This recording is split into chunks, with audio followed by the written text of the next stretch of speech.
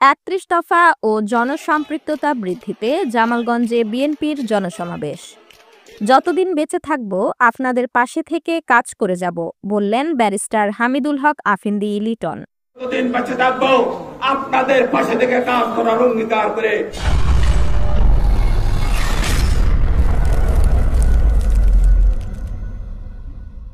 বিএনপির ভারপ্রাপ্ত চেয়ারম্যান তারেক রহমান ঘোষিত রাষ্ট্রকাঠামো মেরামতের ৩১ দফা বাস্তবায়ন ও জনসম্পৃক্ততা বৃদ্ধির লক্ষ্যে শুক্রবার ১৭ অক্টোবর সুনামগঞ্জের জামালগঞ্জ উপজেলার সাচনাবাজারে স্থানীয় বিএনপির উদ্যোগে এক বিশাল জনসমাবেশ অনুষ্ঠিত হয়েছে।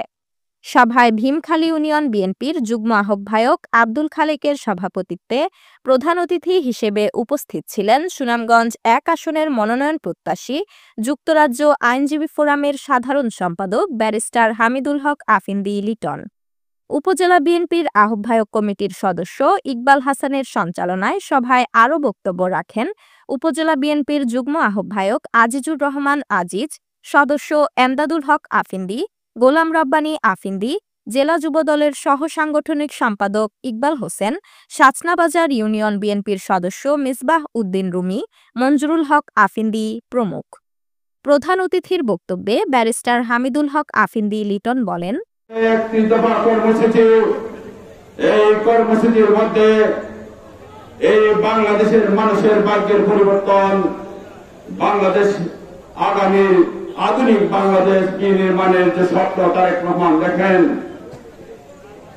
সেই স্বপ্ন গরিব কৃষক, গরিব মেহনতি শ্রমিক, যুবক, শিক্ষিত যুবক ও নারীদের ক্ষমতায়নের কথা বলা হয়েছে। বন্ধুরা আমার, আজকে আমাদের এই কর্মসূচির মধ্যে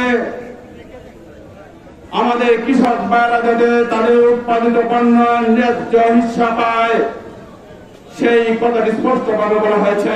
ভাইরা যাতে তাদের ন্যায্য মজুরি পায়, সেই কথা বলা হয়েছে। কিন্তু যুবকরা যাতে কাজ পায়, চাকরি পায়, সেই কথা বলা হয়েছে। বন্ধুরা আমার, আমাদের বেকার যুবকরা যাতে কর্মসংস্থান কাজ পায়, সেই স্পষ্ট ঘোষণা আমাদের ৩১ দফার মধ্যে আছে। বন্ধুরা আমার, তাই আগামীর আধুনিক স্বনির্ভর বাংলাদেশ নির্মাণে আমাদের নেতা জনাব তারেক রহমানের যে ঘোষণা, এই দেশের কেটে খাওয়া মানুষদের ভাগ্যের পরিবর্তনের যে স্বপ্ন উনি দেখেন, আগামীর বাংলাদেশ নির্মাণের স্বপ্ন যিনি লালন করেন, সেই নেতা জনাব তারেক রহমানের যে ঘোষিত কর্মসূচি, সেই কর্মসূচিকে উনি স্পষ্টভাবে বলেছেন মানুষের দুয়ারে দুয়ারে গিয়ে এই কর্মসূচি মানুষকে বোঝাতে হবে। বন্ধুরা আমার, করার জন্য এই জনসাধারণকে সাথে নিয়ে আমরা কাজ করতে চাই। বন্ধুরা আমার, তিনি আরও বলেন, আমি হাওড়পাড়ের সন্তান, যতদিন বেঁচে থাকব আপনাদের পাশে থেকে কাজ করে যাব।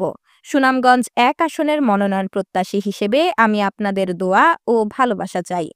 সমাবেশকে ঘিরে সাচনাবাজারে ছিল উৎসব মুখর পরিবেশ। বাজারের প্রবেশমুখ থেকে শুরু করে প্রধান সড়ক জুড়ে ব্যানার, ফেস্টুন ও পোস্টারে ছেয়ে যায় পুরো এলাকা। দলীয় নেতাকর্মীদের মধ্যে ছিল চাঙ্গা মনোবল, উচ্ছ্বাস ও ব্যাপক উৎসাহ উদ্দীপনা।